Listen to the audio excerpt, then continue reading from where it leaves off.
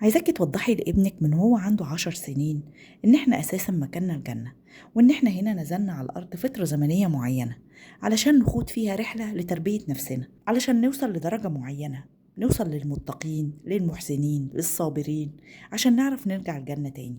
وإحنا في التجربة الأرضية دي مطالب مننا إعمار الأرض وتقديم النفع للناس. علشان كده إحنا بندرس ونتعلم ويطلع مننا مدرسين ومحاسبين ومهندسين وحرفيين أو فنيين. فده جزء من إعمارنا وإصلاحنا للأرض علشان نسهل الحياة علينا. بس إحنا وإحنا بنعمر وبنيسر علينا الحياة على الأرض ما ننساش إن إحنا نخوض رحلة لتربية نفسنا علشان نرجع لمكاننا في الجنة تاني. فهميه إن الصلاة والصوم وقراءة القرآن والعبادات كلها هتساعده يبقى على الصراط المستقيم. وحقيقة ديننا إن ربنا عايزنا نبقى على الصراط المستقيم في كل أمور وجوانب الحياة اليومية، نستقم في سلوكياتنا، وهو ده أهم حاجة.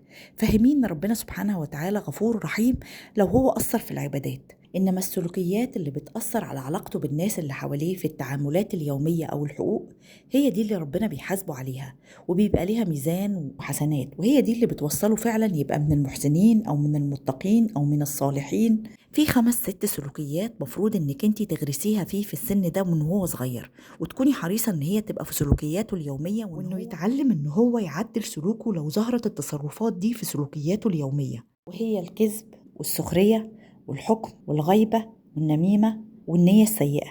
الحاجات دي لازم ياخد باله منها وما تكونش في سلوكياته اليومية،